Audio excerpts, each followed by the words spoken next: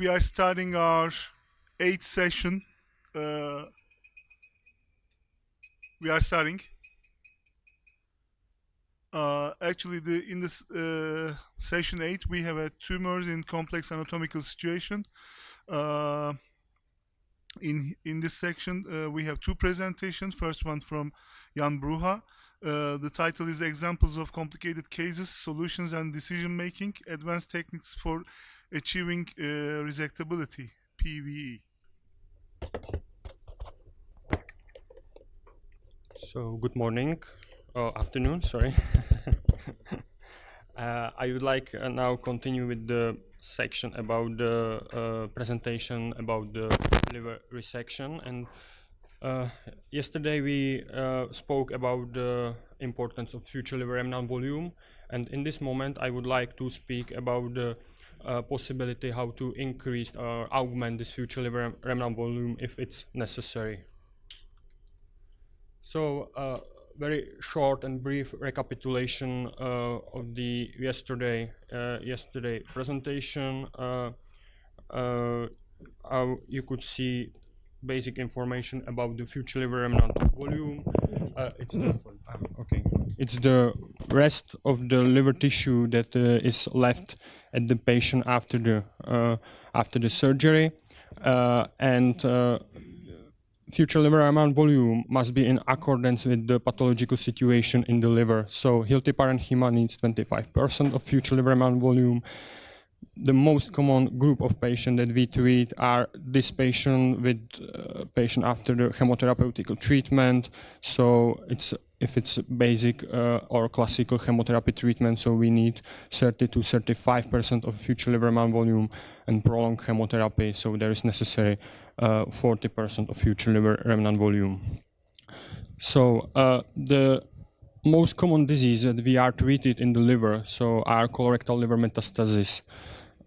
In this time, the surgery of this metastasis is the most effective therapy, how to provide the patient long-time survival and prolong the overall survival. But unfortunately, only 20 or 25% of these patients are suitable for liver resection. So these patients are primary operable. But rest of the patient, and it's about 75% of this patient, are primary inoperable, and it's caused because of low future liver remnant volume, and there we are afraid the postoperative acute liver failure. And second point is that there are metastasis in the bed location. There are multiple vascular and biliary invasion of this metastasis in this structure. A few years ago, we could see that the contraindications for the surgery for colorectal liver metastasis were bilobar liver lesions, high number of colorectal liver metastases, especially more than 3 metastases, and extrahepatic spreading of this disease, typically solitary lung metastasis. In this time, this point are not contraindication.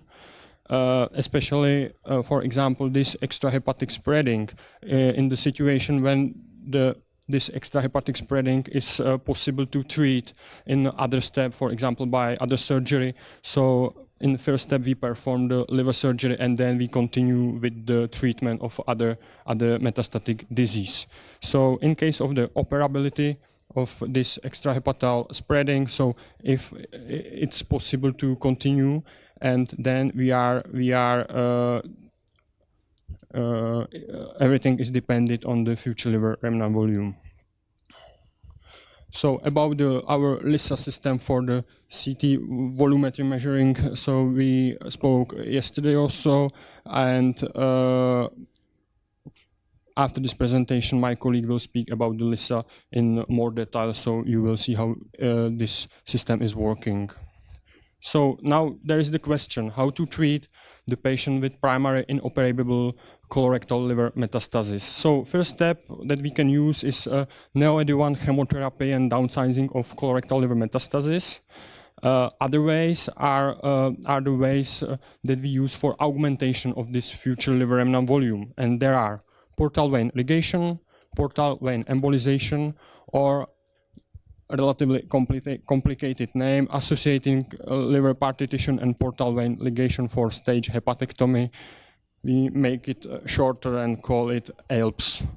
And as a last step, so there are methods of palliative treatment.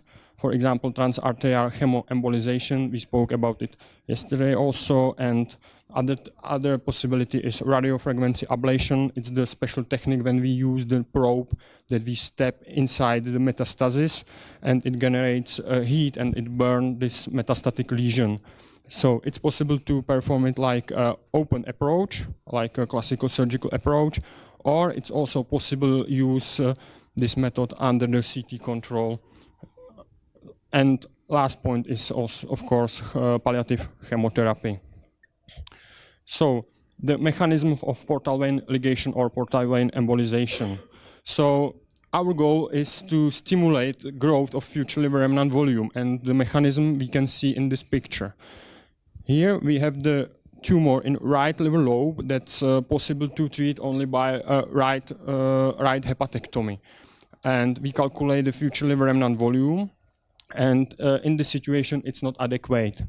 So we perform portal vein ligation or portal vein embolization for right branch of portal vein. And then we wait usually 4 or 6 weeks, and during this time there is a process of compensatory hypertrophy when the tumor with the occluded portal vein gets atrophy and contralateral lobe gets hypertrophy. So, and after this, when we achieve adequate future liver remnant volume, we can resect this tissue with the tumor. So a few details about portal vein ligation. So firstly, this method was used by Rose in 1920. It was experimental study at dogs, and after 55 years later, so there was firstly used this method at the patient with primary liver tumor. So there is performed, how I said, the ligation of right branch of portal vein, and in this time we know that this method is relatively with low effect. It caused because there are anatomical variety of portal vein, and other problem is with the portoportal collaterals that could be between both liver lobe, between the left and right liver lobe. And as a last point, so there could be backflow of the blood from the vena cava through the hepatic veins back to the portal bloodstream. So these factors could limited affect this method. On the other side, portal vein embolization was firstly used by Makuchi in 1984.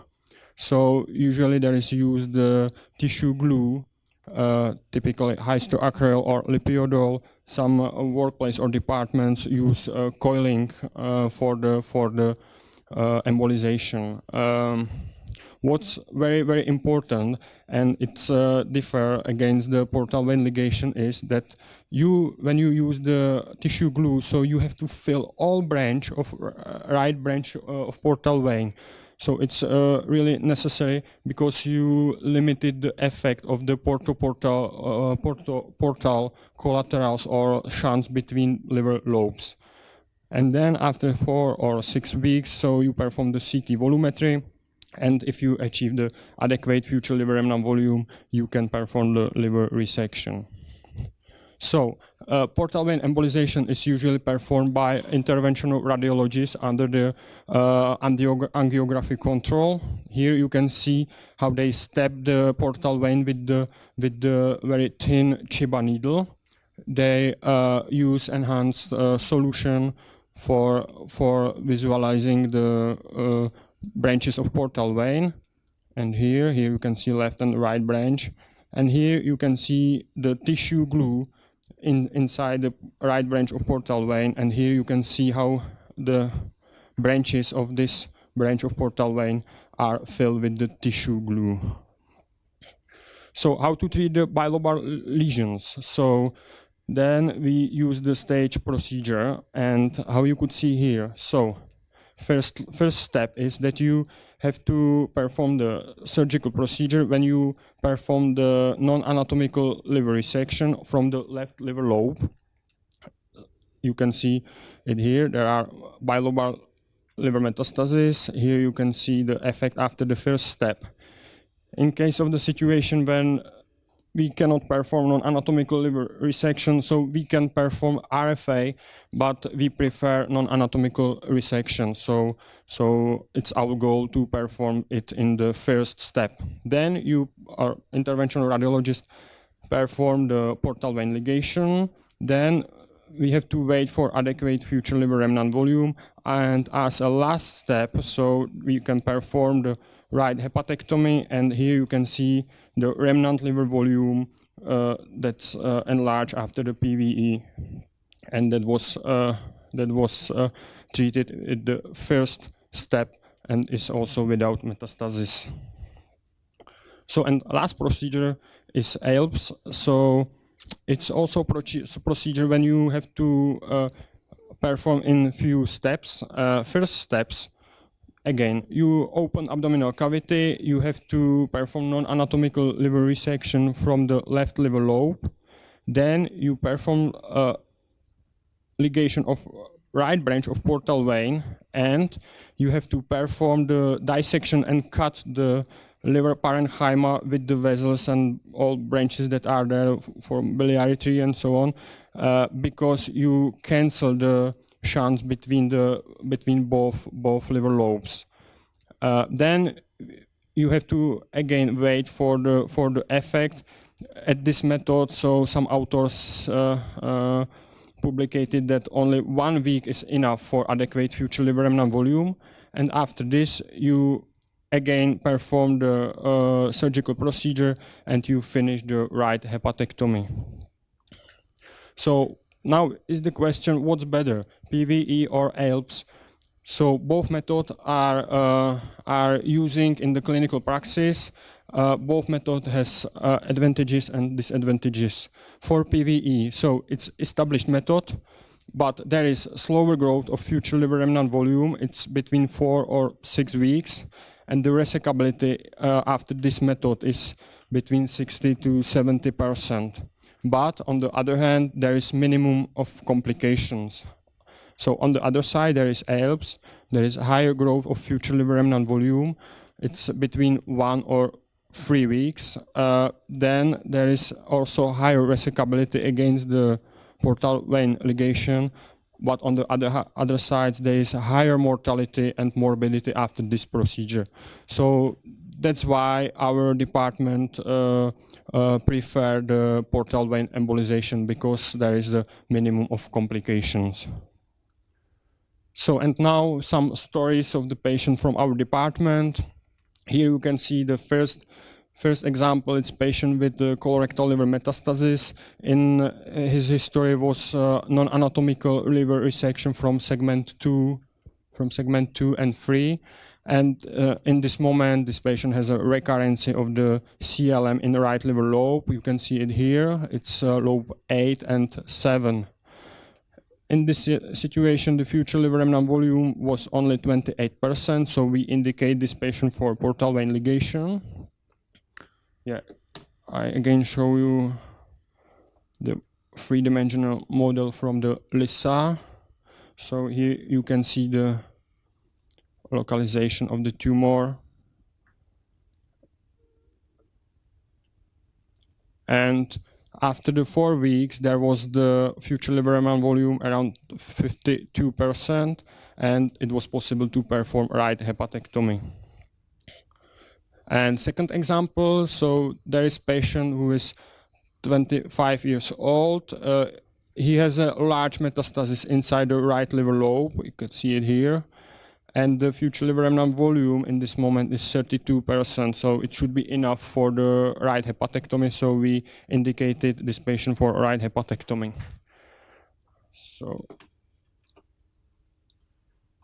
So again, our model, and you could see that's very near the right branch of portal vein.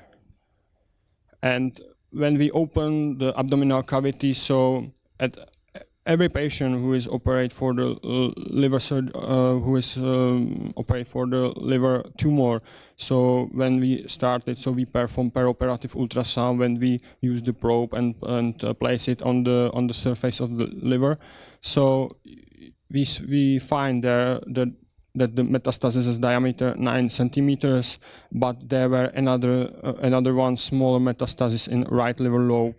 So this metastasis also compressed right part of porta hepatis and right hepatic vein, so it wasn't possible to resect it in this moment. So we finish it like exploratory laparotomy and indicate this patient for the palliative care. There was the combination of transarterial chemoembolization with the as a local chemotherapeutic treatment and also systematic chemotherapy. And after this chemotherapy, so we could observe the reduction of metastatic volume. So on our multidisciplinary team meeting, so we again discussed this patient and we decided to try again the surgical procedure. But we were afraid of the postoperative failure because there was local chemotherapy and also systematic chemotherapy and the borderline future liver remnant volume 32%. So that's why we indicated this patient for PVE. It was performed without complication. You can see the picture from PVE here. And after 3 weeks, so we calculated the future liver remnant volume. It was 42%, and it was possible to perform the right hepatectomy in this moment. And I have to say that this patient is 4 years after this procedure, and he is still alive and without recurrence. So I can conclude that the augmentation of the future liver remnant volume is the way how to increase the resecability of liver tumor. We can choose from portal vein ligation, portal vein embolization, or ALPS. How I said, we prefer portal vein embolization because there is a minimal number of complications. And it's necessary to know that this step surgery could help this patient that are primarily inoperable to provide them the chance for the liver resection and for the prolongation of their life. Thank you so much for your attention.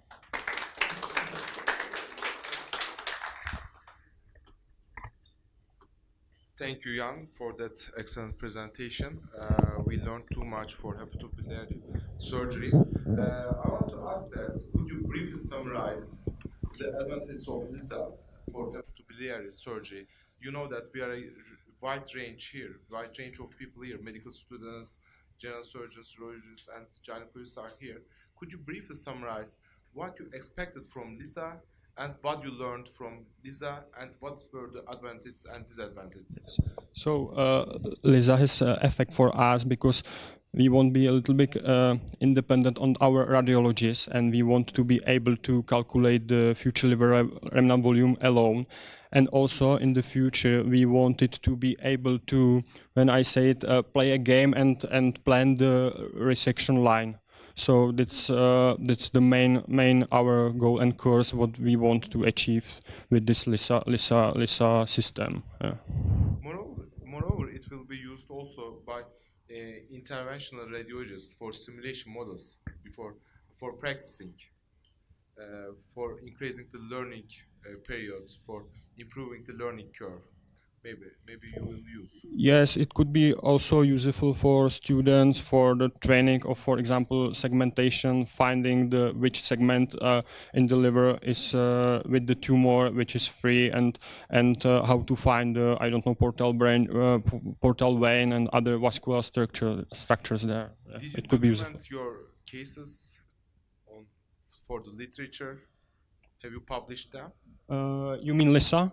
Yeah. Or yes, so I mean it will know Miroslav Jiřík better because they probably public some information from the development, but we don't use it for the clinical use in this moment. So it's not so there is not so big progress in this moment that we can compare it with how we discussed yesterday, for example, CT Siemens system. So we want to make it better, and we hope that during the time we will be able to write some paper about it from the clinical praxis. Yeah. But I mean that some technical information were published about it. Thank you. Any questions? Thank you, Jan. Thank you so much. For the nice presentation. Now, I want to invite Miroslav Girek for the presentation of diagnostic imaging and computational assistance techniques for prognosis and operation planning. Liza.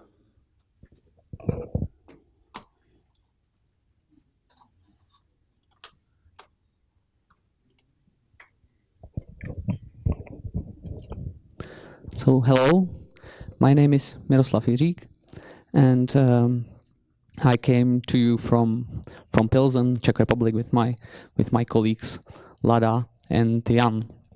I will talk a little bit about modeling from point of view of my education, which is computer vision.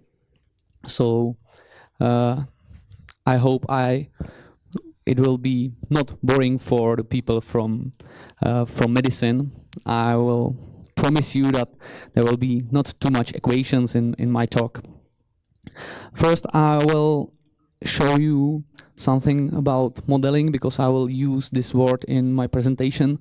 So just to be clear, there are a lot of types of models. There can be physical models, some mathematical models, and we also can model some processes.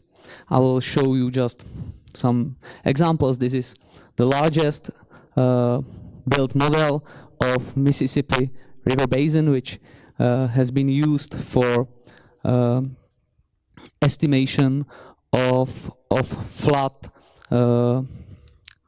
There was a flood in the United States, and this software was used for modeling of the flood of the Mississippi River.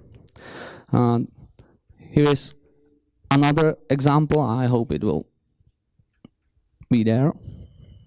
Oh, come on.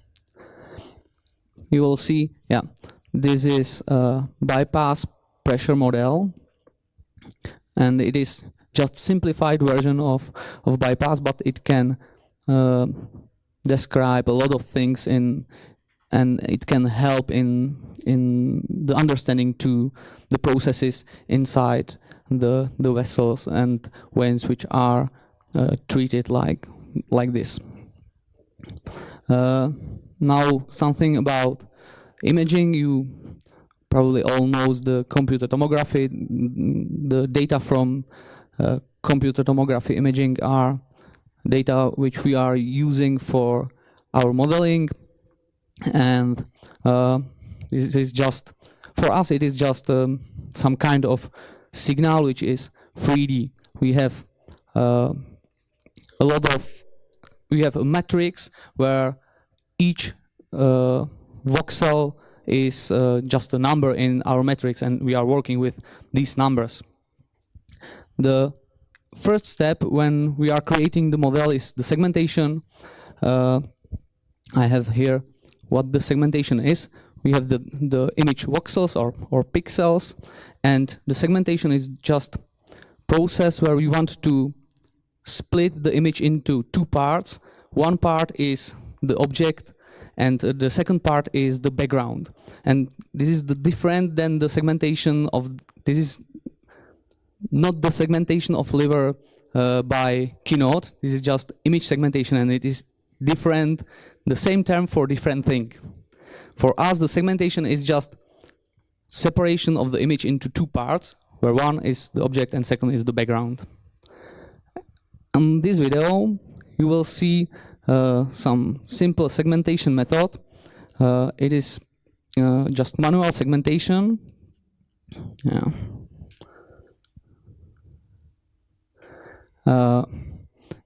It has been performed in our hospital, like, I don't know, 5 years ago, and the radiologist used this method for liver segmentation, and it is heavily manual procedure which takes like 20 minutes, and it is not a fun to do this. So they wanted to use something more advanced, and there are some methods which can be used for this. Yeah, it is time consuming. So we want to use some automatic methods, and the simplest method for image segmentation is thresholding. You probably seen this method. It is based just on image density in each pixel. So every pixel is described as object or background. If there is high density, it is described as object, and if the pixel density is low, it is described as background. It works pretty good for some tissues like bones or this stuff, but it don't work for example for liver, as you can see. So now this is another example of thresholding. Yeah, so is there something else? And of course it is. We can use methods like level set or active contour models, but I will show you the method which we are using. It is called GraphCut, and the main thing in GraphCut is that there are two terms. One is region-based term, which works with intensities or densities inside of the segmented volume and outside of the segmented volume, and the second term is working with the density differences on the border of the segmentation. In praxis, it looks like this. You have to wait a little bit. The user just select with the left mouse button the tissue what he is interested in, and with the red color he just selects something from the background.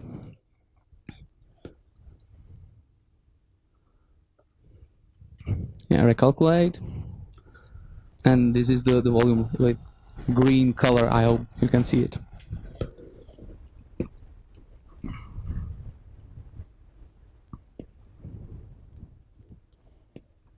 So advantage of this procedure is that the interactivity is pretty good.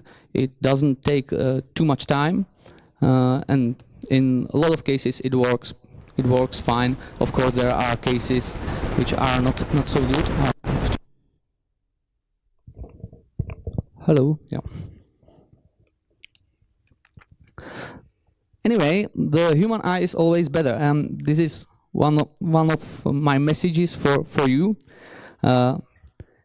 If human is not able to recognize some tumor in the computer tomography image, the computer will fail too. There is no way how computer could be better than the human. Computer can be faster, but always if the human is not able to see something, the computer will have the same, will be probably worse than the human. And it is because the human brain is well trained for million years of evolution. And I will show you here one image. There is it is pretty known optical illusion.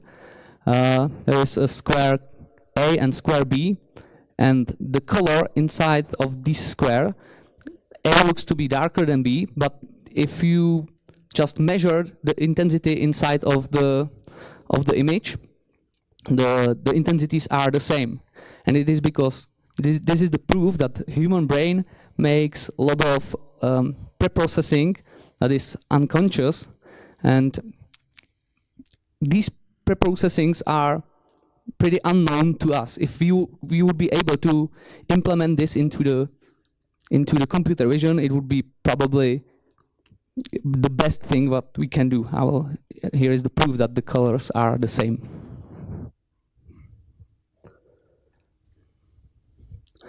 There is something new in my field.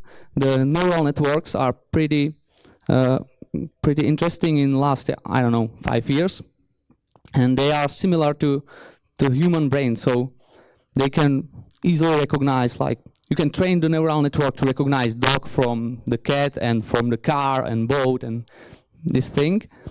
And from the medical imaging point of view, it is hard to use them, because if you want to train neural network, you need a lot of data. Usually, if you want to train some network, you need like 20,000 cases. And it is hard for us to collect this amount of data. We are not able to have 10,000 computer tomography images well described for training the neural network. So probably the neural networks are the future, but we have to find some way how to work with them.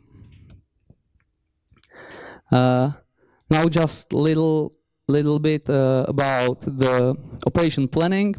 This is segmentation of the liver by Keynote, and we want to have this view for every treated person. So we need the liver volume, and we need to have the veins in the liver. I showed you how we are segmenting the liver volume, and now we will see the segmentation of portal vein. It is not too much complicated. User just click inside the portal vein, and then the connected threshold algorithm is used. You will see it now. So there is some click inside the portal vein, and here is the threshold setting.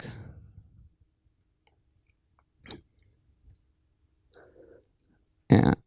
And now we will see the output in the slices, and then yeah. So with the green color is described the liver parenchyma, and blue was the portal vein. So this is the 3D model of portal vein. And another next step is to say where is the resection line, and we can usually in the softwares comes some person like radiologist or surgeon, and he will place there some linear or maybe some curved plane, and we wanted to use some other attempt. We wanted to use some rule-based procedure where it can be always computed in the same way. So we are using just distance transform. There is the parenchyma, which is remnant, is computed as the parenchyma, which is the resection line is on the border between distance from the portal vein, which is remnant, and portal vein, which is resected. So you will see here the resection line, which is automatically computed. And there will be 3D visualization here. Oh no, this is not 3D. This is again slices.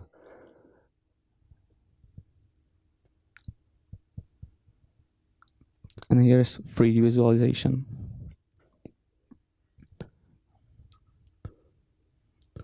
So we are using LISA not just for clinic uses. We are using it for the research, and I will show you just some part which is connected to our research of liver microvasculature.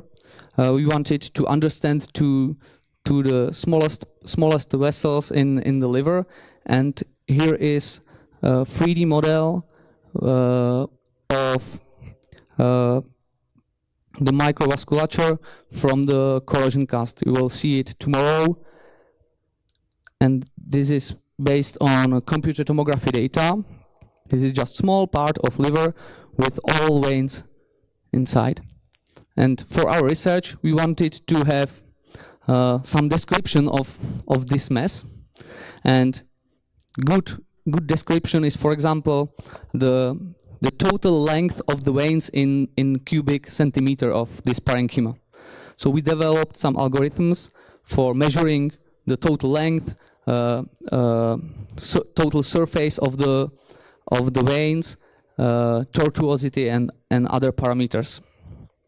Yeah, so volume fraction, surface density, length density, and so on. And this is simplified version of the microvasculature. Oh, why is it so slow?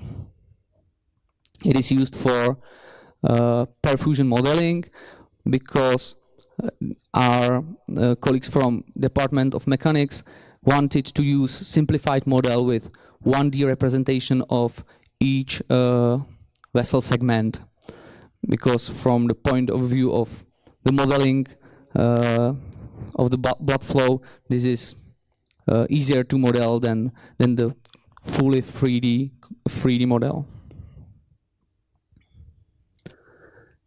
And another image, this will be again the porcine liver. This is from the corrosion cast, and you can see here the portal vein and the hepatic veins colored by the tissue which is closer to the portal vein and which is closer to the hepatic veins. So that's all from me. One message: the human is always better than the computer. Thank you.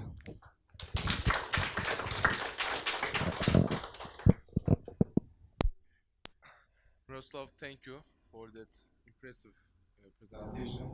Is there any question from the audience? Yes, please.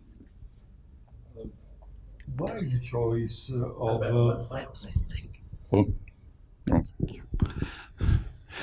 what is the reason to have chosen the linear cylinder for the resolution of your network of ducts?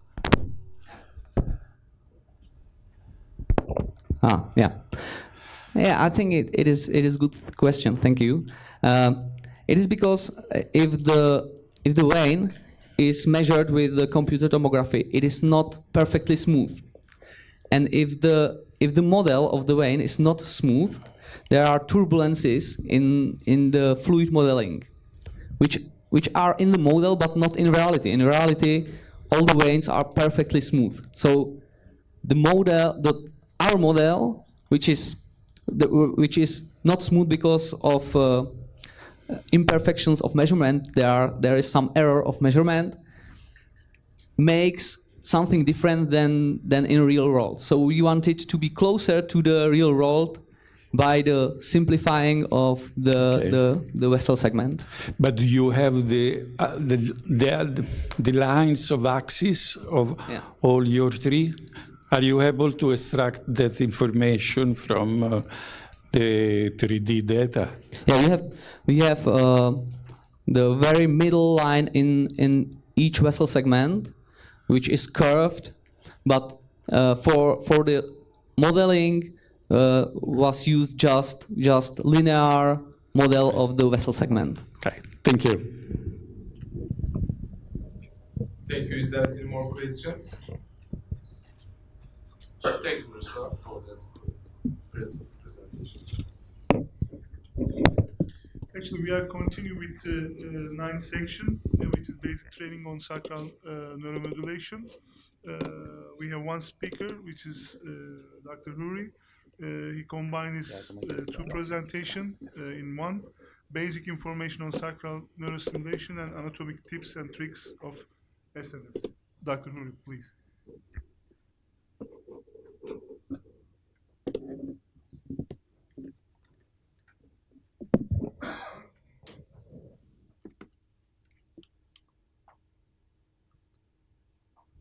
Thank you very much, Mr. Chairman.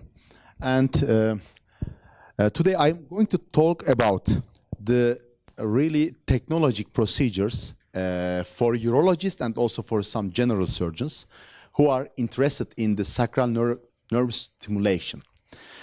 Sacral nerve stimulation procedure, when you think about among the urologists, it has some complicated situation to understand, to make these procedures as a real. So this is the reason for why I only inform you about the mainly basic anatomic information and some technical perspective that we will see tomorrow, and you can perform the real procedures on 3D printed sacral neuromodulation models. The therapy name is the InterStim therapy, which is the brand of Medtronic. So it has some really indications, the real indications for urology patients. Well, the first indication is urgency urinary incontinence. Okay, the second one is the idiopathic urinary retention. Okay, the third one is the urgency frequency and chronic pelvic pain. If the patient completed and failed the other conservative treatment or medical treatment, and then we can forward the patient to sacral nerve stimulation. So this is important to select the real patient when we decide the sacral nerve stimulation for the patient. So patient selection is very, very important for that. Okay, we select the patient, we decide to perform the sacral nerve stimulation, and we are in OR. First of all, we should think about the patient positioning. Okay, this is the one of our case. This is the prone position in OR, and the patient needs the pillow under hips and abdomen because we need to prepare the patient to the surgery. And you can see the feet exposed and hanging freely with pillow under shins because we are checking the nerve stimulation with some reflex, okay? The S3 reflexes or S2 or S1, I will talk about that. And it should be comfortable for patient. And of course, we ensure patient's sacrum we ensure patient sacrum is not positioned above bed tower because we are using the C-arm. Okay, this is the C-arm is important for us to handle, to see this anterior-posterior image. Because you can see here, this is the sacrum, okay, this is coccyx, sacroiliac joint, and this is the anterior-posterior view, this is the lateral view. It is important, just keep in your mind these two position of the bones. The proper C-arm placement is important. This is the providing by some technician during the OR surgery, and it should be really comfortable, especially for the patients. You see, the patients is looking to us because these surgical types sometimes can be preferred to do the local anesthesia, but I prefer to do it on general anesthesia surgery. And you can see the bony landmarks. Each medical students or us urologists or surgeons should know these bony landmarks anatomically. You can see here, this is the upper side of the sacrum, upper edge, and the lower edge, and the iliac crest, and you will see tomorrow in 3D printed pelvic model. And here is the midline, and as per 1, 2, 3, 4, S4, foramina sacralia, and this is the sciatic notch.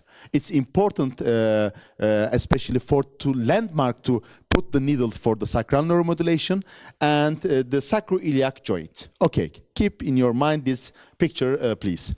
This is the anterior posterior, this is the posterior anterior view. It's completely important for us because the patient is positioning and prone position, okay, like that.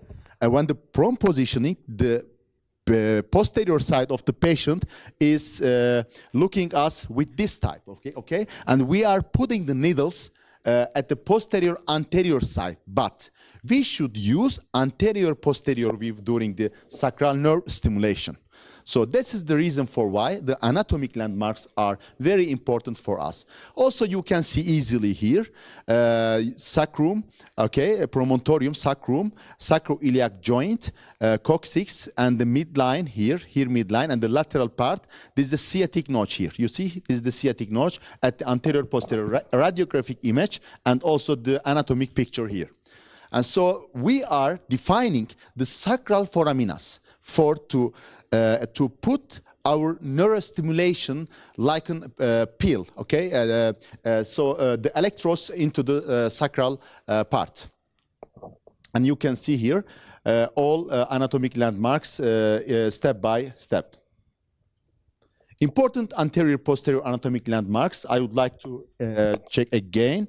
Here in the midline, sacroiliac joints, sciatic notches, and foraminal arcs. This is because during the procedure we are using the X-ray, and without X-ray we do not really see the foraminal arcs to indwell the needles. This is the percutaneous approach.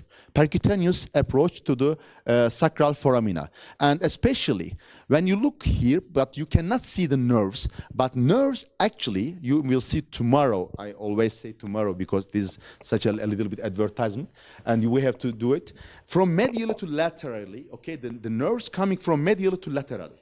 So this is important to put the needles, the medial part of the sacral foramina.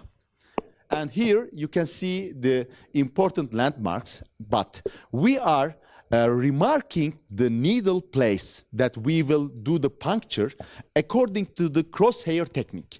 What is the crosshair technique? The crosshair technique, firstly, identify the midline, okay, when the prone position patient. And the second one, the locates sciatic notch via the S1 joints.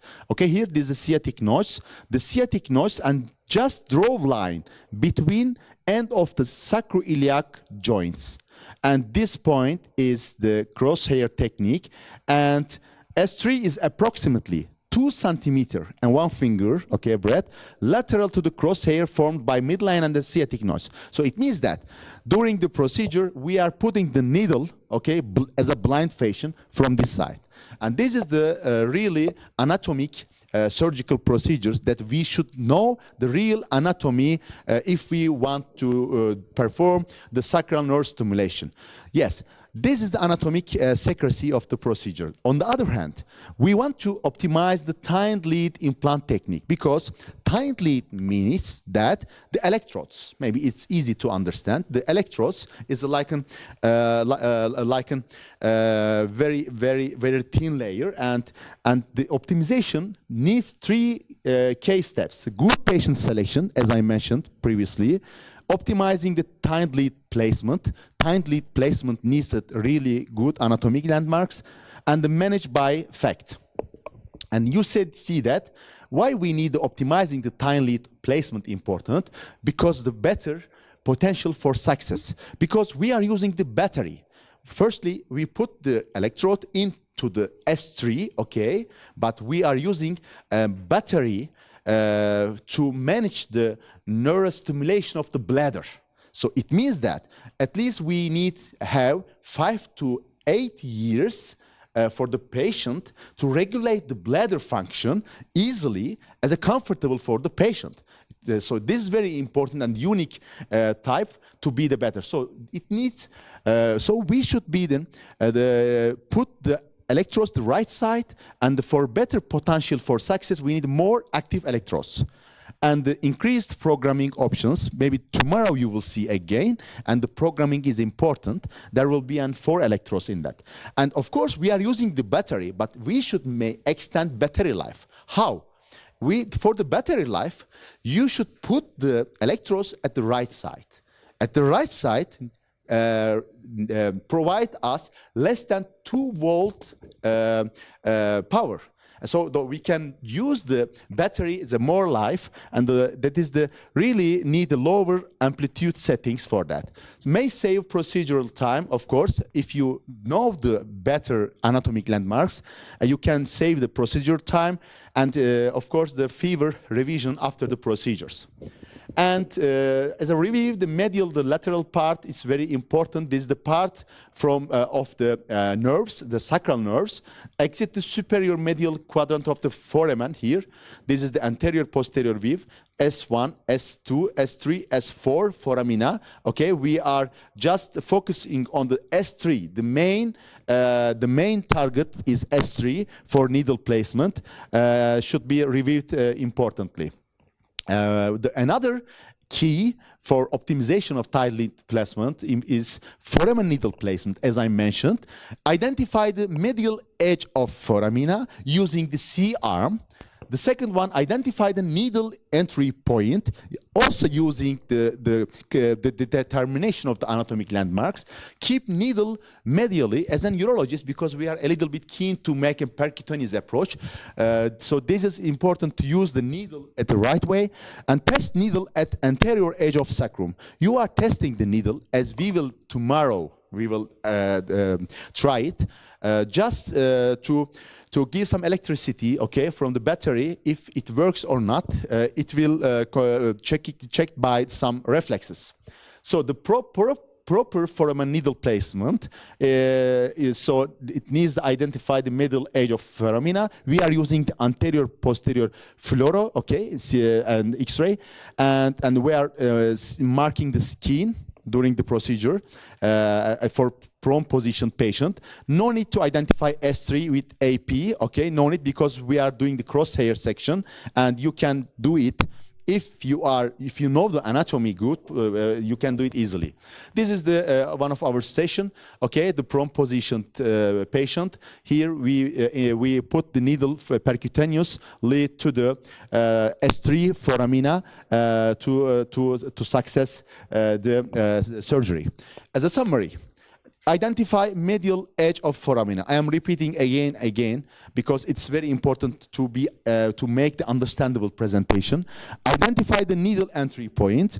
Keep needle medial. Test needle at anterior edge of sacrum.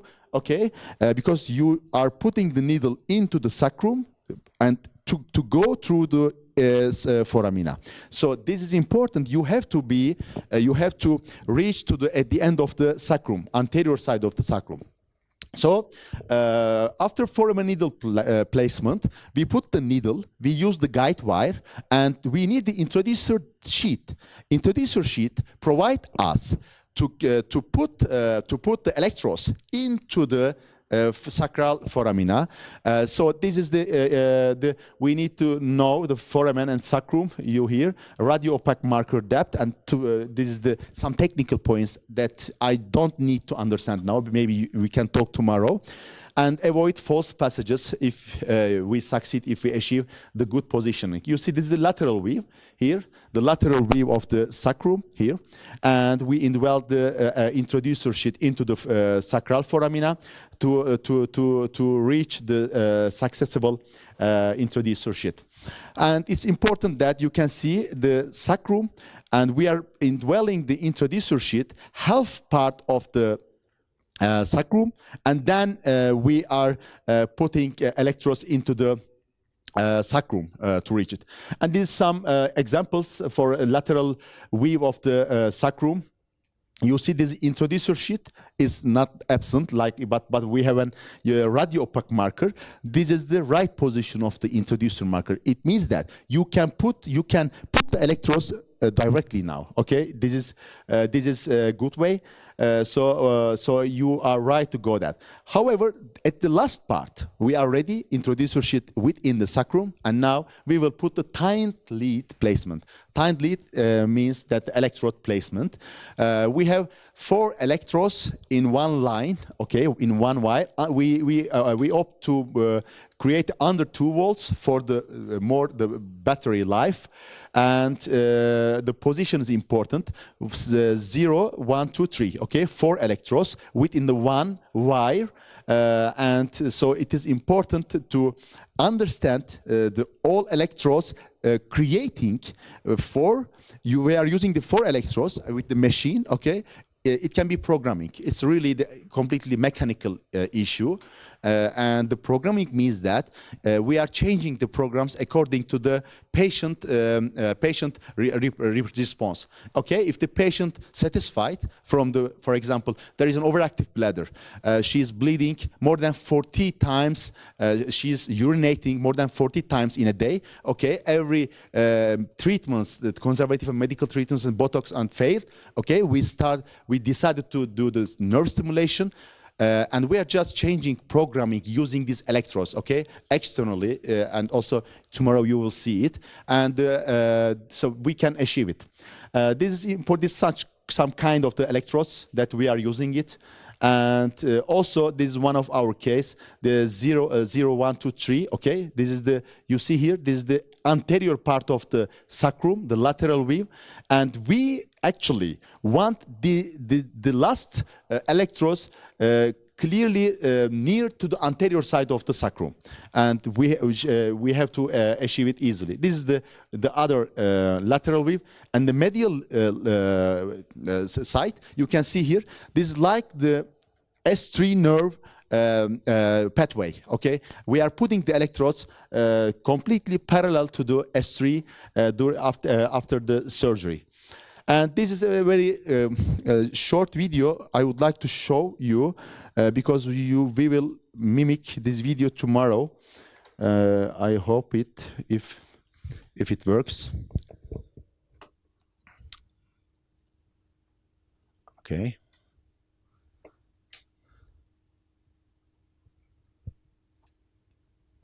This video shows us how you can lead. You can do the sacral nerve stimulation, and onto the 3D printed models or some mannequins you will see during our hands-on training. This, first of all, needle, locate foramen, and we are testing the needle if we are in the S3 or not.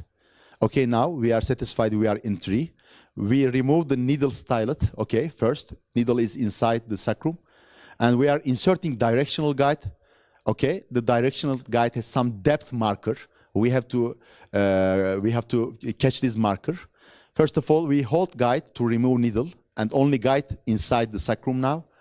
And we make a very small incision for introducer sheath. And we are now putting the introducer sheath into the half of the sacrum, not completely, because the marker band should be in sacrum, the bone side. And then rotate later 90 degrees and remove directional guide we removed. And now this is the lead electrodes within the S3 and sacrum. And this is some points that you have to see in real materials tomorrow. And now, if you are satisfied, you are checking the position of the electrodes, anterior, posterior, and the lateral weave. And then if you satisfied from the position of the electrodes, it means that you are right in the right hole. This is the S3. And then after that, we are placing the battery, the interstem battery to the lateral part of the body. So first of all, we are making the testing. Testing should be inside to at least 2 weeks for patients, because we are testing the patient if the patient satisfied or if the patient happy from this machine, from the battery.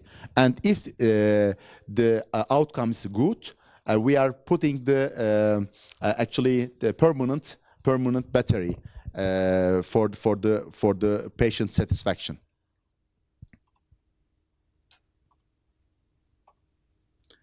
And I would like to show you finally a 3D printed model that we will use tomorrow.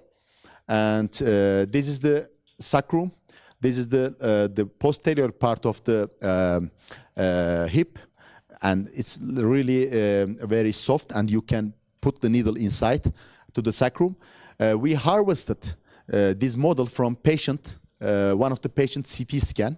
It means that patient-specific 3D printed nerve stimulation model for hands-on training that you can see. Maybe tomorrow you can compare also some mannequin. This is the manufactured, not a 3D printed, manufactured model and the 3D printed model. And you can see here the S1, 2, 3, 4. It's a little bit, not a little bit, completely, we can say the same, the real patient sacrum. And so it will, of course, can provide us the different approach. Okay, thank you so much for your patience. Thank you, Dr. Uri. Are there any questions from the audience or comments? Thank you, Dr. Huri.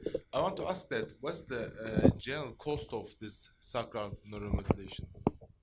Actually, this is a very good question to increase the awareness of this therapy, because these patients sometimes, mostly visiting the many hospitals, but probably because of as a urologist, our lack of the education, these patients is lacking. For what? Because we have some social insurance guarantee, so the government pays the therapy if the patient less than 55 years old, 55. If the patients for the older patients, it's impossible to get paid from the yes, government or security. So this is the important that the total cost. I can say that in Turkish lira, totally test plus the battery 30.000 Turkish lira. It means the $6,000 or $5,000 totally in Turkey, but it's charged by government for if the patient 55 years old. But if the patient older, it's important. On the other hand, if we will perform the nerve stimulation to the patient, the physically should be the patient good in shape. Psychiatric consultation should be good, and the neurology consultation. Otherwise, we cannot get insurance from the government. So this is important. Yes, expensive and technologic treatment modality. And I know that not only the urologist is doing that, surgeons and some neurosurgeons is using by some, but the specialties a little bit restricted. But the costs, if the cost depends on of course, the age. It's better to apply this procedure for permanent cases, I think. For example, in gynecologic oncology cervical carcinoma patients, when we operate them as a radical hysterectomy, generally during the parametrectomy and sacrouterine ligament excision, Yes. Their nerves are blocked and excised. Yes. So they will have chronic retention. Yes. But this is not permanent. Yes. Generally, in 1 year time, maximum 1 year time, it will resolve. Yes. And they gain activity for normal voiding. Okay. But if we have patients like this, what we could do? Not permanent cases. Maybe temporary. This is a very good question. Now, in a Turkish manner, in the Turkish regulations, now we can say the patient should be completely neurological normal. So trauma, pelvic trauma, surgical trauma is the type of the neurologic problems. So like the gun shooting. Gun injury. Yes, gun injury. Yes, I have a patient. He's completely following me. Please put me nerve stimulation. So, but it is impossible for the government hospital, you know. But in special hospital, the success rate it is still not clear. This is important. You should not do this procedure if the patient has some suspicions of the neurological complication, neurological problem. Okay. Thank you. Okay, thank you. Is there any question?